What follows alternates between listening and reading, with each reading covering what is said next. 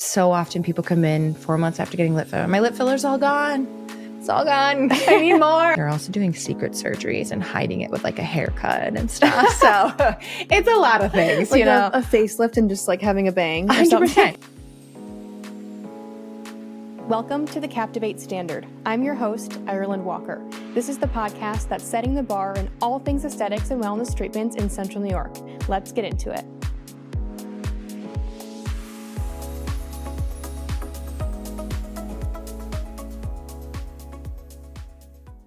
Disclaimer: the information discussed in this podcast is for general educational purposes only and is not intended to be specific medical advice for any individual. Always consult a qualified healthcare provider for personalized medical guidance. Kristyna Giancola, welcome back to the Captivate Standard podcast. Thanks, Ireland. Glad to be back. How have you been since we last chatted? I feel like it's been forever because you're one of the most busiest people here at Captivate. For people that don't know, that is the truth.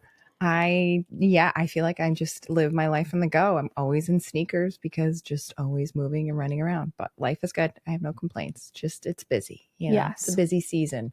We're heading into fall, which is especially one of my crazy times. As we know, injectables in the fall is just like everyone's ramping up, getting ready for the holidays that are coming up and just kind of reflecting and doing some work on themselves in summer where we kind of just like let things go and relax. So it is a crazy time of year for sure. Can you talk about your passion for aesthetics before we get into injectables and everything like that, your background, how you got here to Captivate to do injectables? Sure.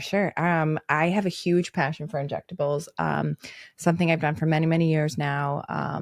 I did not think I was going to end up in this field. I didn't set out to be. I think when I was in PA school and kind of going through undergrad and figuring out what type of medicine I wanted to practice, I don't think aesthetics is what it is now, what it was, then. Yeah. So certainly it's something that's developed over time. And I was lucky enough to kind of hit it at that point where it was really developing and growing. So I've had a lot of fun growing with the field itself. And it's given me a lot of like depth and insight into what we've done in the past, what's worked, what's not worked. How can we take everything that we've learned from the experience and just kind of deliver the best treatments? So It's a lot of fun. It's something that I find like joy and a lot of fulfillment in every day, which I'm very lucky. I tell my patients all the time, like, I'm so lucky to be here with you. I love what I do.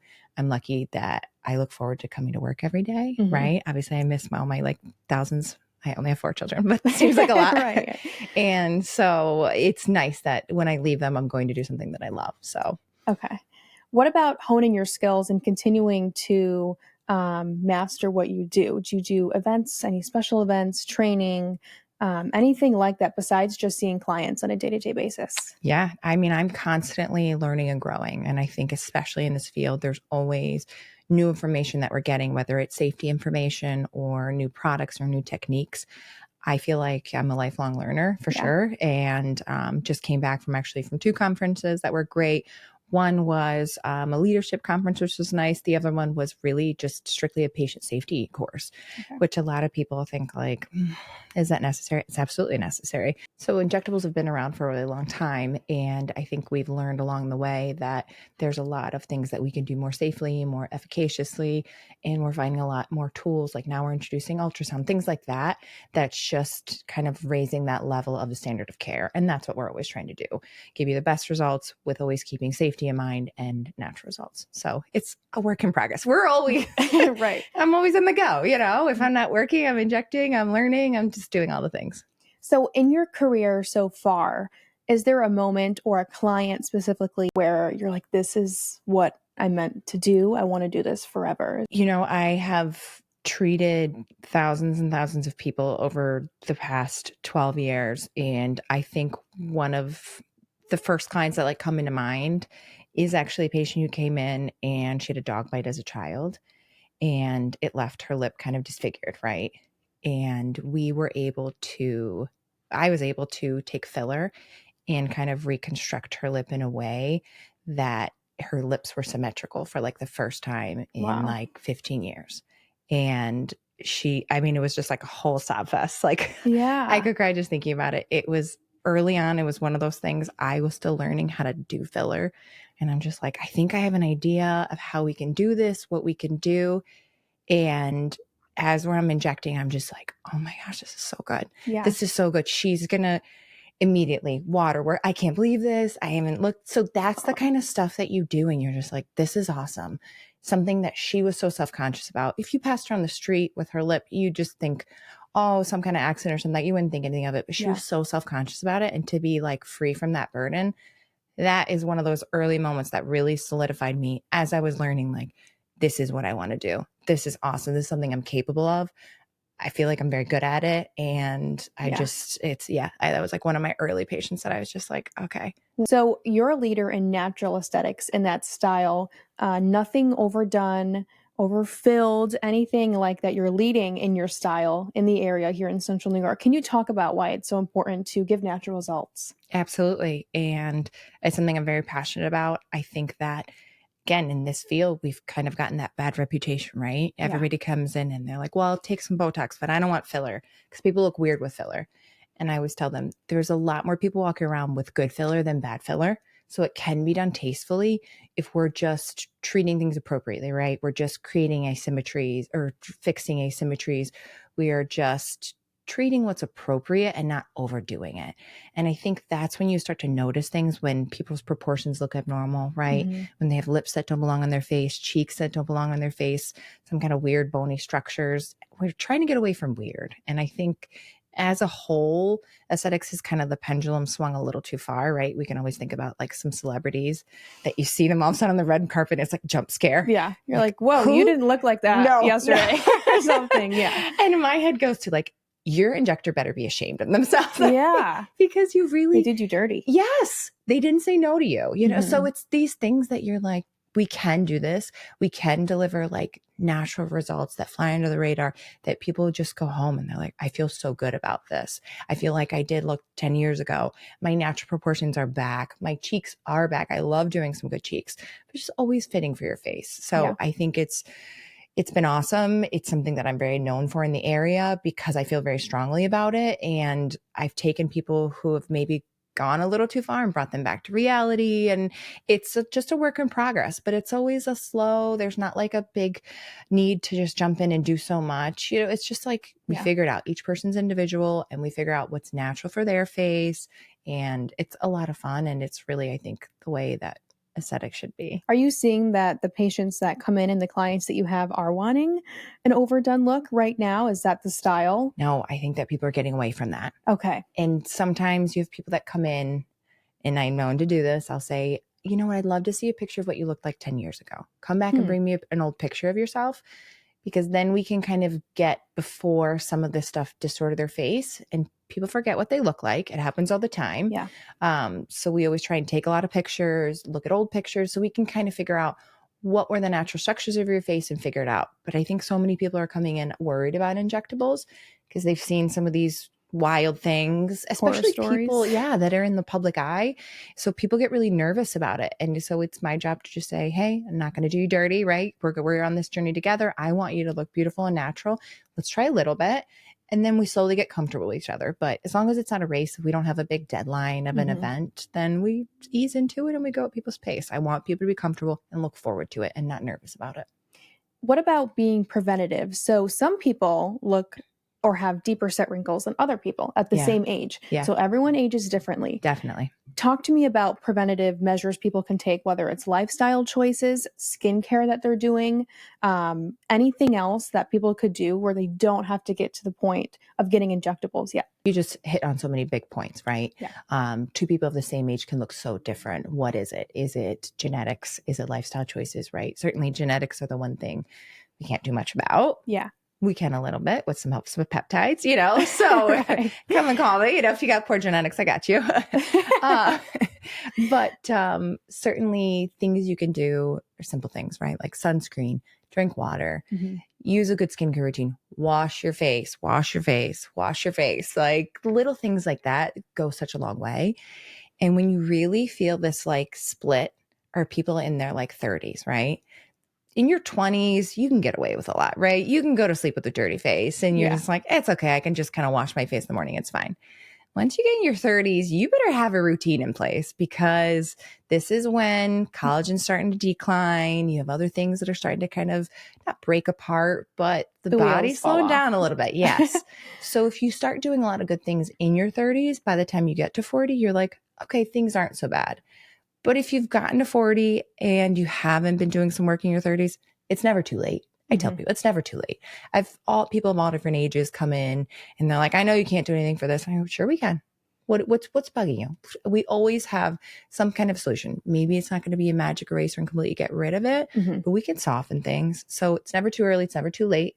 There's things that even people in their 20s can do. We're not doing major treatments or anything like that, but we can start to build good habits, right? Wash your face, use a moisturizer, use some sunscreen. There's definitely things we can do in your 20s, especially in your 30s, in your 40s, in your 50s, every age of life. So It's never too early. It's never too late. I think, what's the saying? Like an ounce of prevention is worth a pound of cure or something. So, it's just like, come in, we'll talk about it. And I'll meet you anywhere you are and we'll figure out what is the right kind of next step for you. Before we get into injectables and breaking down what that means, I want to talk about things that people can do to complement things that they get done to themselves and work that they get done. So stress management, I think, is a big one. Good luck. Let me know when you figure it out. Do you have any sort of tips for anybody that if they get something done, they want to make sure they get the most long-lasting effects out of it? I cannot stress enough the importance of a home skincare routine that just works hand in hand with what we're doing. If you're going to come in, you're going to spend the money on Botox, but then you're not going to wash your face at night. You're not going to use a moisturizer or retinol. There's things that we can do that really complement each other.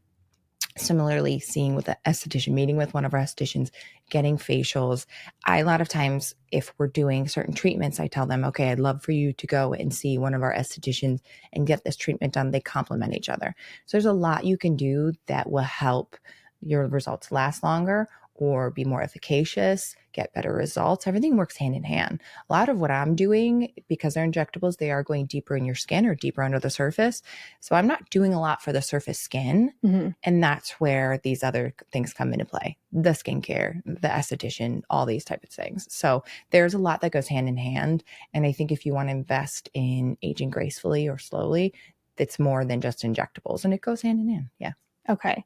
So with what you do, talk about everything that you do, the treatments. What is injectables here at Captivate? Sure. So that is like the most broad term, right? Injectables is everything from your Botox, your neuromodulators, right, to hyaluronic acid fillers, to Sculptra, PRP, PRF. There's, as we kind of touched on before, there's something for everyone. So if people are nervous about one thing or another, I'm like, okay, that's no problem. I get it. I'm going to meet you where you are and we'll talk about what options we have. And it's not like it's a all or nothing type of thing. We figure it out. I have some people who never want to get a neuromodulator. They don't want to do Botox. I'm like, okay, no problem. Let's talk about the other things we can do. So there are options for everybody. And sometimes people just come in for an anti-aging consultation and they end up not doing injectables with me and we end up getting on a skincare regimen or something. So really it's so many different things. But specifically to injectables, a lot of what I do does involve a needle or some type of a needle. Don't be nervous. A lot of times it's like pretty quick and painless. We do also, of course, numb. So we do a lot of different efforts to make you very comfortable. So I wouldn't be nervous coming in. We'll talk to you about it. What's your pain threshold? You have a lot of options for everybody. And then something you touched on, Botox versus fillers. And filler, I think that there is... It's clouded. It's a gray area. People are not sure that there's a difference at all. Yeah. Can we clear the air for everyone Absolutely. who may not know? We're here to clear the air. So there's a big difference between Botox and fillers. So there's a lot of people come in and they say, oh, I want Botox here, there, and it is an area for filler. So I think people just use Botox in a very general term. And I don't necessarily think that people should know the ins and outs and like be able to name things appropriately. I'm more when they come in and say, okay, what is bothering you? And then I kind of break it down. What's the biggest thing? But when we get down to the fundamentals of it, what is Botox? What is filler? So Botox is a type of product called a neuromodulator. So it modulates or it changes the way a muscle moves. And Botox is just one of several different types of neuromodulators. It's probably the most well-known or most widely recognized. They did a good job with their branding, much like the Captivate Standard did. Shout out. But it is just going to kind of paralyze or stop that muscle from moving or pulling that hard. Okay. So that's a great thing for like expression lines, right? Like think about in between your eyebrows or in your forehead or by your eyes, something like that. Okay. Now there's so many uses for it. We love it along the jawline, along the neck bands, lip flip. There's so many great uses. So love it. Super widely used. When we start talking about hyaluronic acid fillers, we think about volume loss or volume restoration, right? So we've lost volume in our mid face. We want to lift and kind of restore some volume in the cheek. Okay. We've lost some volume in our lips, or maybe we have some asymmetry, and that's what we're going to correct with fillers. So there's a lot of different applications, and some of them that we use are what we talk about being off-label, right? There's not FDA approval for them, but we understand the parameters of when and how we can use those things. So that's the biggest thing I tell people. If it's an expression line, it's more likely going to be a neuromodulator, a Botox type product. If it's a volume issue, then we're more likely looking at a hyaluronic acid filler. Okay. And then let's talk about units, syringes, and how much, because people online, I hear they're like, when they think of lips or they talk about lips, they got like, 2 syringes. I'm like, never do that. All these, and I hear CCs. I don't know what that's about, but let's talk about that. There's a lot of different ways you can discuss, right? You can talk about Botox in a CC or in a unit. And that's typically how a Botox is calculated, right? So typically when we're talking about Botox, we're talking about units, right? When we're talking about fillers, we are more leaning towards syringes. However, when I talk about like a full facial balancing or full facial rejuvenation, I don't say like, we're going to put a syringe here. You break it down to like the size. So really, one syringe of filler typically is the size of about a blueberry. So it's really not that much. Yeah. People sometimes get nervous. They're like, how many syringes? And you're like, well, if you think about it of like a blueberry, how many blueberries could we stack on your face to refill that area that you've lost volume? Or think about, you don't want to put too many blueberries in your lips because they would look crazy, right? Again, we're always keeping things natural, but that's a better way to think about things. But syringes typically refers to filler. Units typically is your Botox. Got it. And then what are some of the most common areas that you treat and you're seeing right now? Is it people wanting to fill their lips? I feel like that's still one of the most popular treatments that someone can get done. Yeah, I think so. I think really everything is on the table now. Yeah. I think it's a lot of fun. Just throughout the day, I'll treat anywhere. I'll do full face Botox. We're doing filler in earlobes, in your neck, in your jawline, in your nose, your lips, really everything. And a lot of times people come in and they'll say like, something is off. I feel old or something's changed. And so you're almost like a little detective. You start to like look at their balancing. You draw some lines on them. You say like, your angles are off. This is what it is. And you show them that. And then that's a lot of times where you lead down the road. Certainly I have people come in, they're like, give me that lip filler. I love it. And so everything's, I think it's fun because there's a variety every day. I wouldn't say there's one specifically hot thing right now. I think, as it's getting colder, a lot of people are focused on their necks. So certainly like neck tox is really popular right now, but everything. And then what about sessions and how long everything takes? Any sort of prep people need to do before they come see you? How long is this taking? That's a great question. It's different for every treatment that we do. Yeah. Certainly with Botox, that's going to be pretty quick, easy. Now I tell people it's like a lunchtime appointment. You're going to come in, I'm going to see you, especially if it's a routine Botox. They know what they like. We've dialed in their units. We have like diagrams and everything that we write down. So we really dial everything in and make you a custom dose to your specific face, which is something I'm very passionate about. Again, like not overdoing it and just giving you the brow, if you like, that's like little tweaks down to the unit. So it's fun. Yeah. Once we get into a routine of that, then that's pretty quick, right? You're here maybe 20 minutes or something like that. So that's not too long. When we start talking about filler, we think about, do you have to numb?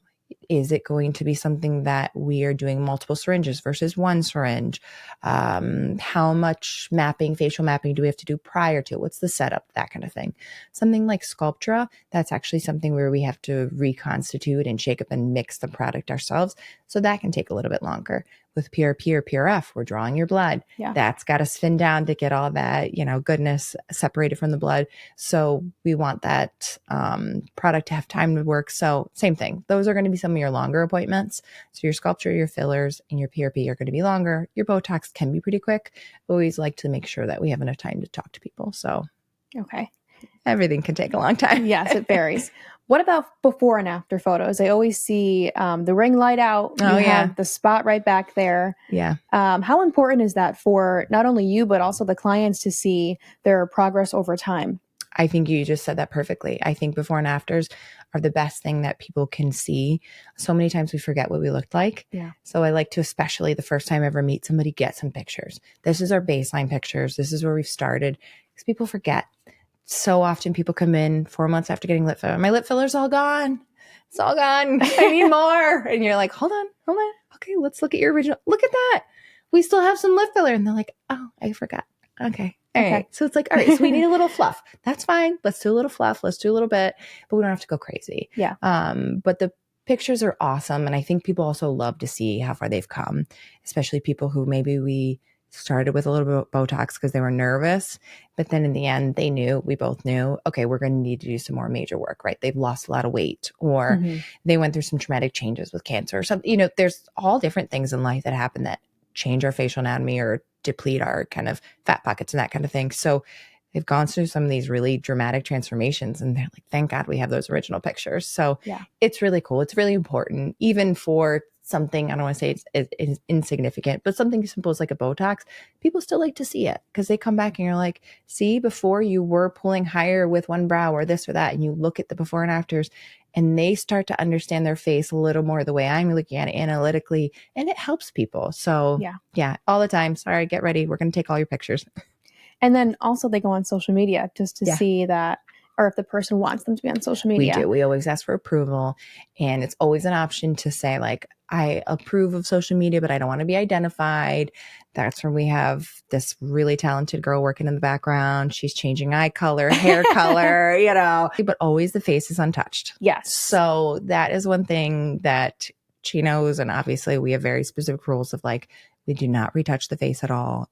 Those things are not changed. Now I want to get into who gets what and who is a good candidate for injectables. Obviously, the person has to be like 18 years or older, definitely. Right? You have to be able to legally consent for yourself. Right. And be good and healthy and good standing health. Can someone who's pregnant get No, Okay. we say, just keep doing a good job growing that baby and call me when you're done breastfeeding. See you in 9 months. Yes. Yeah. Okay. Who else is a good candidate? I know we talked about people, anyone can be a good candidate. Male, female, doesn't matter. I really think that if you have something that's driving you crazy about your face, it's easy to come in and just say, let's do it. Let's fix it. Let's fill in a little line. That so many people come in and they're like, oh, my grandkids or this and that, but I'm probably too old. You're not too old. Everyone's a good candidate. I stand by it. Come in. Let's talk about it. Let's figure it out. So what are some early signs someone might benefit from starting? Now, a couple scenarios I want to throw at you is if there is someone that's in their 20s and they do have deep set forehead wrinkles that really bother them, are you going to treat someone? Yeah, especially if they have some deep set lines. I don't look at the age as much as what's in front of me, right? The person that's in front of me. And I think it's kind of ageism, right? If we're like, well, you're only in your 20s, so come back when you turn 30. No, they're going to be frustrated with that. If someone has deep set lines, which I do have some people that come in and I think, wow, whether it's genetics or whatever, that they are aging a little prematurely, I definitely want to help them, right? You start now before things get really bad. Yeah. And they become really self-conscious. It's such a blow to people's self-esteem. So if we could just kind of tweak those little things, smooth it out, people are like, okay, good. I look like more my age. So it's awesome. What about men? Are you seeing more men coming to see you than in past years? Do you think it's more popular among men? I think so. I think the stigma has gone away a little bit. I have a lot of men that I see and they come in and we just hang out. We do what they need to. It's pretty easy. So I think that they just always get nervous. Like, are other guys doing this? I'm like, yeah, you're not the only guy I'm going to see today. Don't worry. Like, Yeah. But certainly, men are coming in more, and especially with like jaw lines, right? Or Botox. And certainly guys are coming in who everyone's on Zoom more and more, right? Yeah. So they're just like, all I see in my Zoom calls are like this line down here. And everyone's always just like, why are you so mad? And so guys are also worried about that. And so certainly Botox and fillers are not just for women, they're for everybody. And we can do a lot of things that can enhance a male face as well as a feminine face. What is one treatment someone can do that is subtle but makes a very big impact? So something super subtle that anyone can benefit from is something called Sculptra. Okay, Sculptra is PLL, polylactic acid. It's something that I inject under the surface of the skin that kind of plants all these little collagen seeds, so we're going to call them. And you just grow new collagen. The body comes and finds it, forms new collagen along these strands, and that's amazing. Yeah. When we hit 30, our collagen declines. So it's something that if we can actively be combating that decline of collagen, that is going to help you a ton. And that same thing, people come in and they're in their 50s or their 60s and they're just like, what do we do? We just might do a few more treatments closely together to stimulate that collagen growth again. But I think that's something everyone can benefit from. We all have, every living being has collagen in their face and it's going to decline at some point. So that's something easy that just grows some new collagen in the background. Super impactful. Love it. Okay. What about someone who comes in and sees you and says, Kristyna, I want to look less tired. I feel like I have these bags under my eyes no matter what. No makeup. Yeah. No amount of product can fix this. How can you help? I feel like when people are always talking about tired, they're talking about their eyes, right? Yeah. They see it, the dark circles, hollowness, and there's, again, genetics, allergies, so many different factors that come into play with eyes.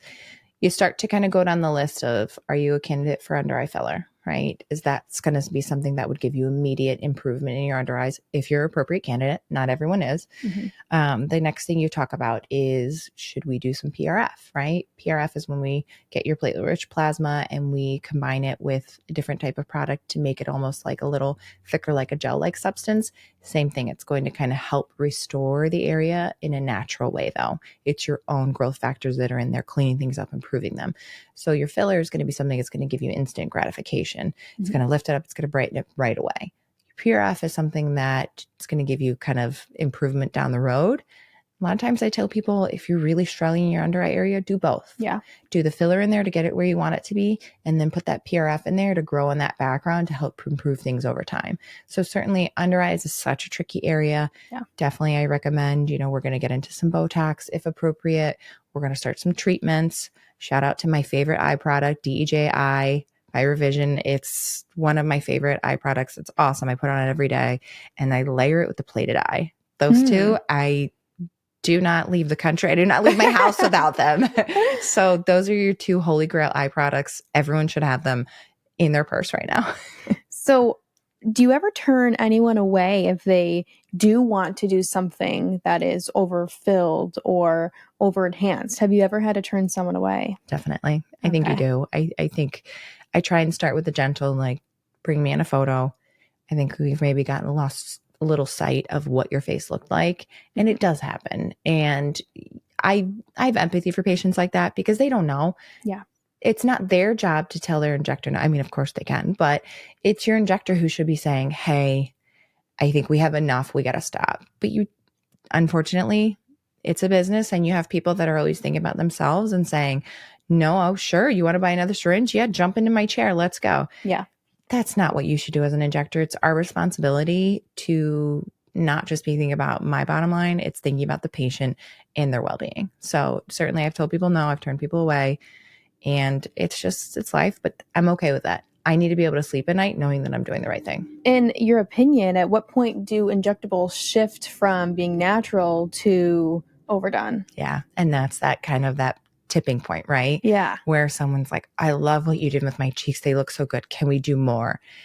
And you have to be able to be comfortable and confident enough to say, they're really good where they are right now. And let's take a look at them in 6 months and see where we are. And I find that people are really receptive to that and appreciative of it, that I'm not just thinking like, oh my gosh, they want to spend another $800. Great. Let's go. I'll find a place to put this. No, you get to know people, especially my patients. I get to know them. I love them. I want them to feel good and not be overdone. It would break my heart if someone said, so-and-so said I'm starting to look weird or something like that. Definitely not about that. So yeah. Is there a celebrity treatment or like a secret service that they do that almost everybody does that's so subtle, but you're like, something's off, something's different? Is there a service? So there's so many different things celebrities are doing, right? They're doing all of it. And they're doing it all the time. And that's the difference. So how much time can you carve out and think about your personal life to go in and get a facial, right? Get an IV. They're going in on a weekly basis, getting an IV, getting a facial, doing the NAD, doing little micro treatments all the time that I think we don't carve out that kind of time in our lives. They're constantly tweaking this or that or adjusting things. So I think it's actually the volume that they're doing. They're doing a lot of micro treatments all the time to constantly be helping their skin quality, helping their injectables. As soon as they see something, they're addressing it. Whereas a lot of times we're also busy, right? We work hard. We have kids, we have families, we have lives. So it's just that, like, especially now before the holidays, it's like, I got to hurry up and get in before the craziness ensues. They're not thinking like that. It's just a scheduled thing that they're getting more routine. So I do find that a lot more people are getting on that routine. We make an annual treatment plan. We say, okay, what kind of, especially we have an event coming up, right? We do the backwards math of like, this is where we need to make sure all your fillers set. This is when we need to do your Sculptra. These are your Botox treatments sprinkled in there with your microneedling, with your this. So I think it's just, again, they're doing the most. They're doing all of it. They're also doing secret surgeries and hiding it with like a haircut and stuff. So it's a lot of things, like you know, a facelift and just like having a bang. 100%. It's like the red lip of celebrities. All of a sudden they come out with the blonde bob. It's really not a haircut. They got a facelift. So we know. We've got it figured out. Do you have a definition of a perfect result? I think that's a tough question. And I am asking it because people have different ideas, but some people come in and they do want to look like themselves and stay themselves, and they do want to look their age and stay aged. Other people, their perfect result is looking 5 years younger. And I think you just said that perfectly. The perfect result is how the patient feels, right? I'm not trying to, we also noticed this like shift in celebrities over the past few years where everybody's face was like morphing into the same face. Yes. And you're just like, the golden ratio doesn't apply to everybody. Everybody's face is different. And so I think it's really just applying that individually to people's faces. And that's what the perfect result is. And no, I don't need to erase every single wrinkle or make your skin look like it's 20 again. Everybody's got a different definition of what they want to achieve and how they want to look. And I think it's staying true to that while balancing it and helping them age gracefully and address things. I think that's the perfect result. Patient's happy. They feel good about themselves. They wake up in the morning, they look in the mirror and they're like, I feel good. I'm ready to take on the day. That's a perfect result. That's a 10. Yeah.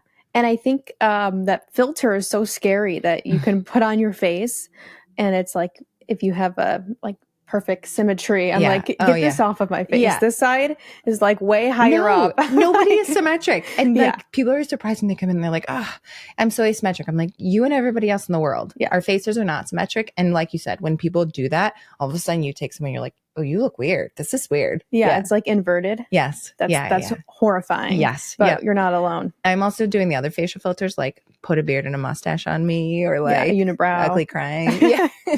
I love the filters. But how do you make injectables hurt less? I know you were talking about numbing. There is a little device that you have people hold. Talk about how you can ease the treatment for a client. So I always get made fun of because I'm kind of old school. I feel like I've been doing this longer than some of our new injectors that work here. And so they're like, here's a squeezy ball. Here's the distractor vibrator. Here's the this and that. And I'm like, ready? We're going for it. So 3, 2, 1. Yeah. I think I'm kidding. I do have compassion, but definitely, certainly numbing cream. We can do something called a dental block, which is if you've ever had a filling done before, we're totally numbing, especially for lips. Lips are so sensitive. Think about how many nerve endings you have in your lips. They're so sensitive. I want you to be comfortable. And I always tell people, whatever you need to feel comfortable, because if you're comfortable, then I can do my best work. If you're like constantly like, hold on, I need to stop, or, this or that, then we have to stop. We have to make sure we're cleaning your field a lot. So there's a lot that goes into it that the patient, I don't think, realizes. So it's just making them calm, keeping them comfortable. What do we have to do? Sometimes I have people who watch a show, they listen to music, they take off their shirt, they take off their shoes. I mean, it's just like, it's your world. You get comfortable. I'm here. We have a fan. We do whatever it takes. And then ultimately it's about getting the optimal result. They're comfortable, then I can do my job and everyone wins. Let's talk about the normal experience people have after a treatment, like redness, swelling. Is there any bruising? Talk about realistic expectations. Yeah. Great questions. I think the kiss of death is when people come in and they're like, you didn't bruise me last time. Don't bruise me. And I'm like, well, You just ruined it. You're definitely going to bruise today. Yeah. Anytime I'm putting a needle into your skin, I'm injecting, you have a risk of bruising. Your matrix of your face, the blood vessels, is like this. And I have to like try and get a little needle in between one of those little dots. So certainly if I see blood vessels on the surface of your skin, I'm going to try and avoid it. But under the surface, I mean, it's a crazy matrix of veins, arteries, everything. So there's things we can do to try and decrease risk, but I'd never tell people like there's 100% chance that you're not going to bruise. Hopefully we won't, and we'll do what we can. Certainly avoiding caffeine the morning of, alcohol the night before, blood thinners, also same thing. You know, it's going to increase bruising, but for the most part, if it's a little Botox bruise, it's usually just like a little pinpoint bruise and people aren't bothered by that too much. With filler, I tell people don't do this 3 weeks for a big event. Okay.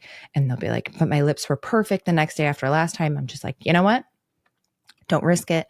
Plan accordingly. Make sure you have enough time. I never want you to feel uncomfortable or embarrassed that you have a bruise and you're doing a big event.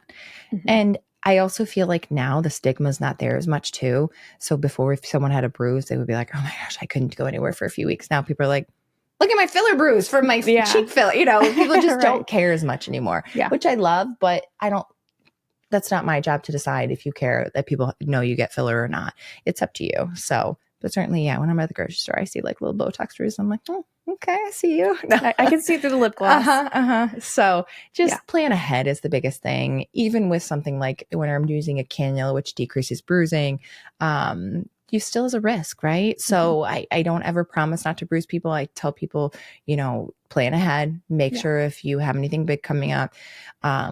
The easy thing is like throw a mask on, right? Like, hey, it hides everything. It hides everything. Yeah. During the time, it was like during COVID, I was doing a ton of lip filler, and you think like no one was probably doing it. Everyone was hiding behind their mask, and at home was like putting on their lip gloss, like, look at me, I look good. Yeah. So it was. There's things you can do. Certainly, like little even things like bromelain, right? Arnica. Those are herbal things you can do to help decrease. I have arnica that I give to people. We have arnica supplements that we sell here. Things like that help decrease bruising. So we're doing what we can. Red light therapy. If someone has a deep bruise, we can do some laser settings. So there's a lot of different things we can do to help decrease the bruise if it happens. And certainly we're doing what we can to try and mitigate the risk ahead of time.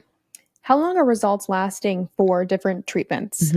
I know people, like you mentioned, are getting on a routine to see you. They're on an annual routine, or how long are results lasting? So with every treatment, there's certainly different longevity or how long these things last. With your neuromodulators, your Botox, Dysport, Daxxify, you're going to get anywhere from 3 to 5 months. Okay.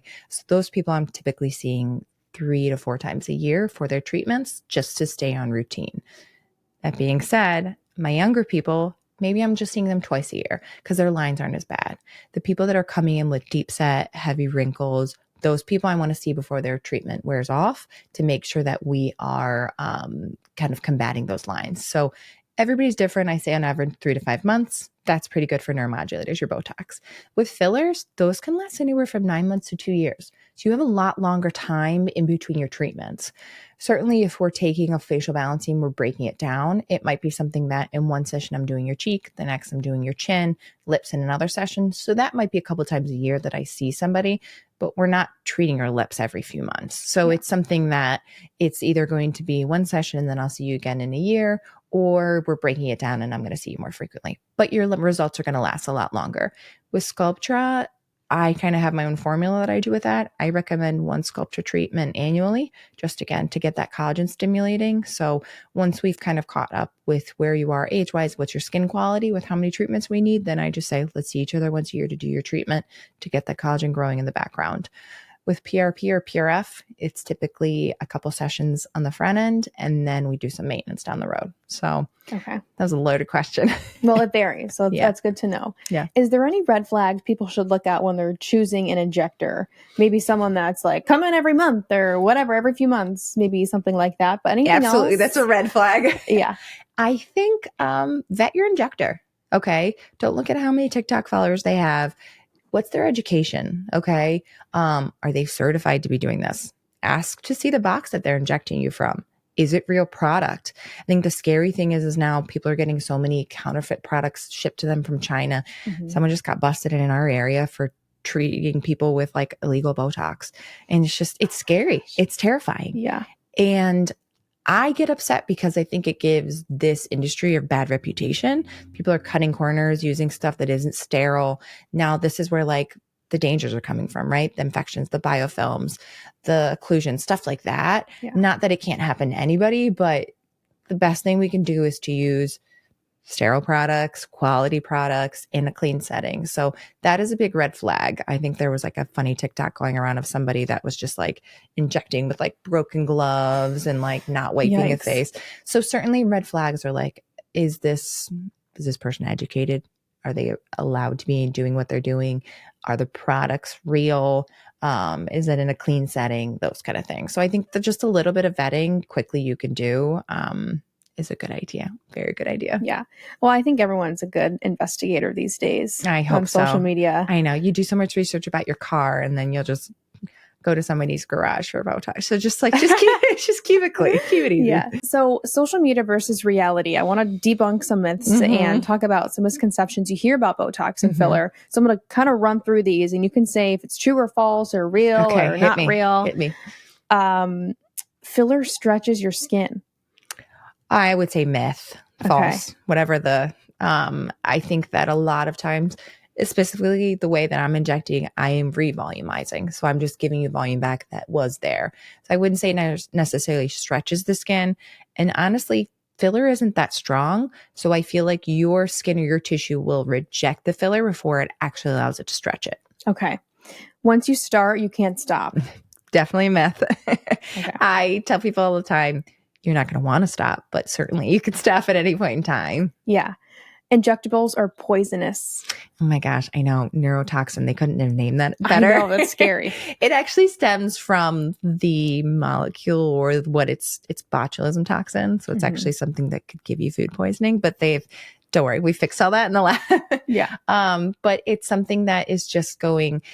Again, with pregnancy, we talked about that. People are nervous. I don't recommend it with pregnancy, but it's really a localized treatment. So it's not going anywhere. It's just, again, if you're someone who's not doing all these things in your life, you're probably not going to find yourself in my chair, except for something like PRF, right? Which is your own natural growth factors. Yeah. But no, I wouldn't worry that you're putting poison into your body. What about if someone says Botox floats around the body or will like migrate all the way down to your feet or something like that? So I try and like talk to people when they come in and it's really a filler thing, right? Where they're saying filler migrates. And I go, filler doesn't have feet. It's not getting up and walking around, right? So however, there is some filler displacement that can happen when people are overfilled, right? When we're putting too much filler in an area and the skin doesn't have the capacity to hold it there, it can push it to another area over time. Or certainly when filler is placed around muscle and we're constantly moving those muscles, filler can get displaced. Okay. And that's something easy. We just go put in a little Hylenex in there, we break it up and we get rid of it. So it's not a big problem. And it's not something that should be happening often if it's injected appropriately. So I wouldn't say totally that's a myth. It's not getting up and moving into your feet. But everyone's always like, my aunt had filler that ended up, Yeah. So I would say take that with a grain of salt, but certainly there is something that we're aware of and there are things we can do to help with that. I think that goes back to knowing Botox versus filler. Yeah. But what about Botox freezes your face? Almost as if someone's having no movement, right? Yeah. And their lips are just like barely moving and no expressions. I would say like that's an injector. That's an injector issue. Injector error. Okay. Run away from them as quickly as your little frozen legs will take you. Yes. I think everybody's different, right? I definitely have people that are like, I don't want a lot of movement in my forehead, that kind of thing. And then I have other people that want more natural movement. I think it's a personal preference. I don't think your whole face should not move, though. That'd be pretty weird. But I think you just find a new injector. How do you educate patients who are hesitant because of something that they saw online? I think that is one of I wouldn't even say the daily struggles. I love because people are coming in more educated than ever before. Yeah. So we're having really high level conversations about, hey, you saw that. Great. I love that. People are coming in and being like, I saw we can do Botox in my neck. Great. I love Botox in your neck. Let's do it. And we can talk about it in a more deeper value, right? Inversely, you have people that are like, I heard that if I get Botox in my neck, I can't swallow. I'm like, well, if you can't swallow, then I did something wrong. So yes, but definitely sometimes they're coming in and they'll be like, I saw this crazy trend on TikTok. And I'm like, let me stop you there. Okay. Or like, well, show it to me. And then I a lot of times like debunk it right in front of them. I'm like, well, okay, so you see what they're doing here? This is actually would cause this and not that. So this video is either like fabricated or this. And I think when you do that with people, they're like, oh, I'm like, yeah, don't believe everything you see on the internet, but come in, let's talk about it. I'm pretty open to it. I'm sure you're not the first person that's going to come in and talk to it. So I think the pros of it is that we're getting a lot of more awareness and people are understanding now, like, oh, I just saw like temple filler makes a huge difference. I'm like, sure does. Yeah. Let's go. But yeah, there's always some negative to it. So it's balance with everything. What about AI? Have you experienced anything with AI? Well, it's terrifying. I feel like you can use it though to your advantage and just put it into like a generator or some sort of something and say, give me this. Yeah. What would this look like? All these hypotheticals. True. That's so true. It's not something that I use a lot in my practice. Yeah. I feel like I show people more a lot of times like other people's before and afters because that's very relatable. I think sometimes AI gets a little too AI. Yeah. And you're like, okay, wow, this person looks like good, but creepy. Yeah. And I can't quite figure it out. So I think AI has a lot of benefits to it. I don't love it for identifying facial structures because it doesn't always think of, right? It's always trying to morph you into a perfect ratio and not into the appropriate ratio for your face. For yourself. Is there any super wild requests that you've gotten that either you've done and you're like, let's try, or you're like, this is never, ever going to happen? Ever. I feel like that's a loaded question. Yeah. I'm just going to like casually leave it here. I like don't treat like below the shoulder. My imagination is going wild. It's, you take that, you go with it wherever you want. Okay. Certainly there's a lot of unique things that people are doing with Botox and fillers that I kind of treat. I say shoulders up because certainly something that I do a lot of is like stress or like trigger point injections or like trap tox is a thing. And it's not just for like slimming, like that Barbie look that was really popular. It's also for a lot of people carry a lot of tension in there with their migraine headaches. So there's certainly a lot of, I don't want to say off-label uses, but things that I'm doing that aren't as conventional. But yeah, I just like shoulders up. Yeah. Just keep PSA. Yeah. Don't call me. I'm not doing that. Do you want to talk about the portion you just mentioned there with migraines or headaches? I know that that is an outlet for some people and a resource if nothing else is working. Definitely. And I try and have people like see a neurologist, see if you can get it covered by insurance. Yeah. Certainly if you can get some kind of help paying for that, that's the best way. But a lot of people come up empty handed, right? Or they get in the runaround. So I'm happy to treat people, help with migraine symptoms, huge thing we do. And I personally suffer from a lot of, I clench my jaw a lot. Yeah. And so injections into my masseter, which is the muscle here that kind of like does a lot of your clenching, is like immediate relief. And people come in and they're like, I never not want to have this in place. I'm like, I know, because I suffer from it. Yeah. Where if you grind your teeth a lot, if you find that you're getting so much tension in this area and this muscle, your masseter, actually ends up in your temple up here too.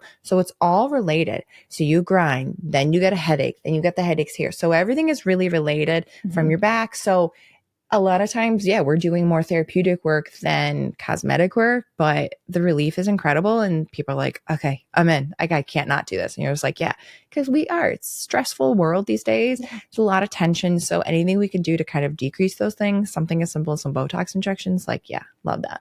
And then you were just talking about cost there. I do want to touch on the cost of these treatments and everything that plays into it. I think it is a deterrent for some people who maybe really do want to try it, but they struggle to see the value. Yeah. I think that definitely you have some people that don't know the cost. So they think it's just like so much money. And then you come in and you're like, well, it would be this amount. They're like, oh, okay, I was expecting way worse, right? Yeah. Or some people need a bigger treatment or this or that. You definitely have finance options, which is nice. Okay. Botox is only $14 a unit, right? But sometimes for some of these areas, you can get up. You need 50, 60, 70 units. So that's where the price can kind of get up there a little bit. But if it's something that you can't maybe pay for today, you have care credit. You have all these different options to help you pay for things slowly over time so that you still can get relief. Okay. And especially for something like a full facial rejuvenation, which maybe can cost $2,000-$3,000. You're not doing that every year. So maybe you do it once a year, you can finance it and pay it off slowly. And then that way it's not such a hit to you financially. What about West Coast versus East Coast? I feel like LA, the prices are astronomical. Yeah. And what is that about? I think you're going to find in definitely LA, New York City, they can charge a lot more, right? Yeah. It's all about the city you're in and what's appropriate for your kind of socioeconomic status or your bracket, right? Where you are. Yeah. I think that if you're in, like, interestingly enough, Las Vegas, their Botox prices are so cheap. And I'm like, how do these places stay in business? But they just have so many places that do it on the strip that they have to have their prices like lower and lower and lower to keep up with that. Yeah. Places like Florida, same thing. You're going to have lower prices. So it's funny. I wouldn't recommend like chasing the lower price. Like, find someone you're comfortable with and know their value and understand what their price is. I think we're very appropriately priced. We do not charge like high prices like you're going to get in some of the bigger cities, LA, New York, DC. We're very appropriately priced. I feel like sometimes I wish you could charge more, but you know, it is what it is. And the cost of product is expensive.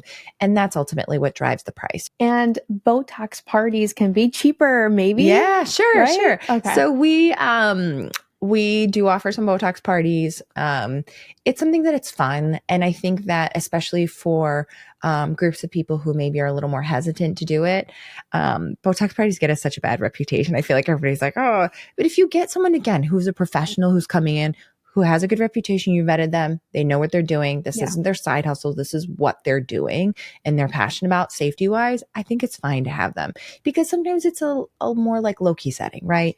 Yeah. You come in, you talk to a group, you talked about what do you have to offer. And for people who've never done it before, sometimes they need their friend with them being like, okay, hold my hand, let's do this together. And I don't think that's a bad thing. So certainly we do have group discounts. So if you host a Botox party, we can give you a little bit of discount just because of the volume that you're getting there. You're not getting that individual attention in one room with one person.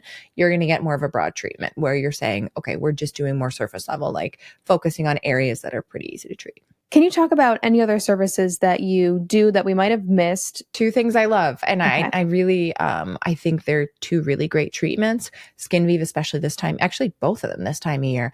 SkinVive is like your ultimate skin hydrator. So especially going through the winter months where the air is drier, colder, your house is dry because your heat's on. SkinVive is something that kind of upregulates aquaporin 1 in the cells. We're going to get nerdy for a second.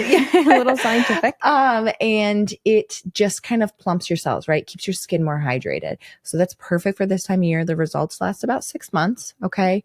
A little fun thing I do is I like to use SkinVive off label for perioral lines. So, those little smoker lines that you get? Yes. I kind of stack that SkinVive in there really tight. So it just kind of plumps the skin a little bit without looking filled. Because it's always that balance. So I definitely have like a couple little like secret ways I like to use the SkinVive.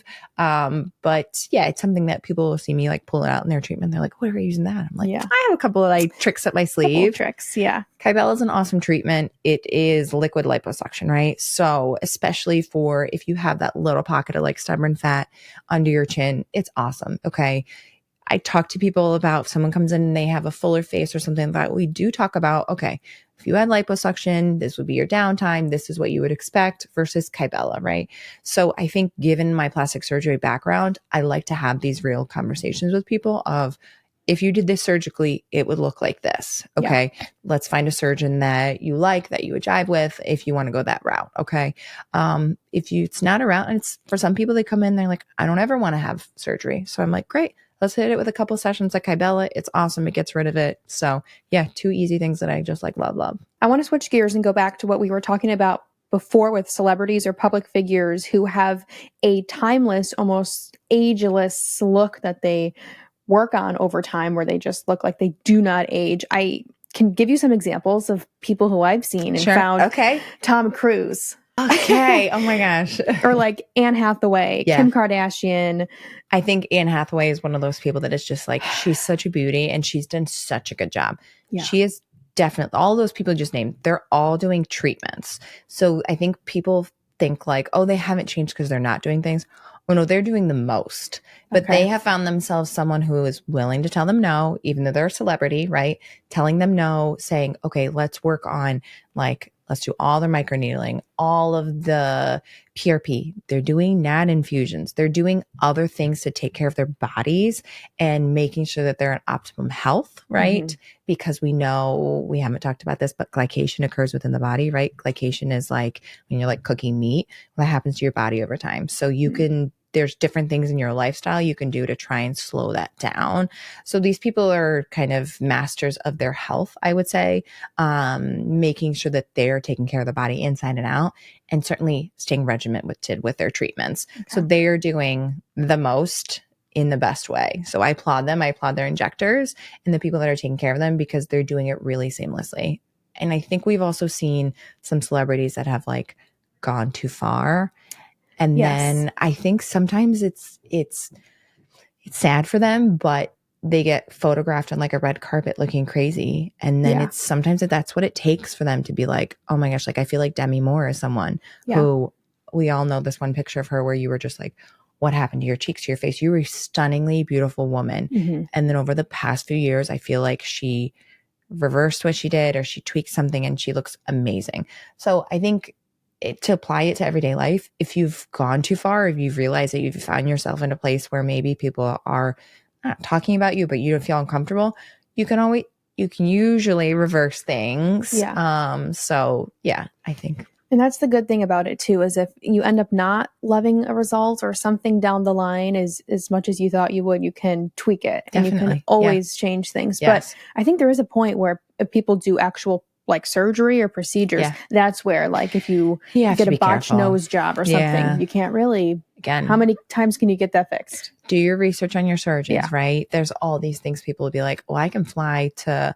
the DR and get my mommy makeover. And you're like, not that I'm saying there aren't great surgeons down there, but Yes. again, vet your places where you're going. Yeah. Are they board certified? Are they clean facilities? Stuff like this. What kind of care? Are they like, no, it's fine. We'll add it on. We'll take your money. And then afterwards, they're like dropping you off at a hotel. So just, it's important to do your research, Yeah. especially if something serious as surgery. So, Okay. but I think there's times in our life where all these things make sense. And it's conversations I have all day with my patients, especially for like eyes, going back to the eyes.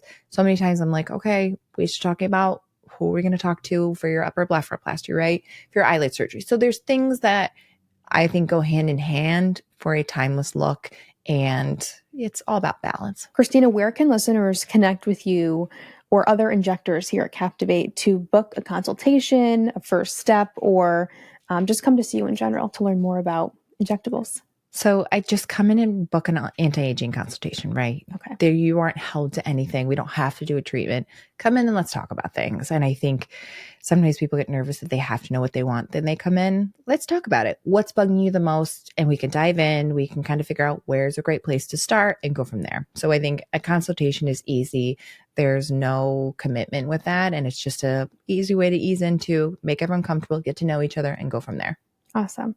Well, thank you so much, Kristyna, for joining me on episode number 5 of the podcast. Thanks for having me. You're always such a blast. Yes, I had a great time. So thanks for having me. We'll look forward to doing this more soon.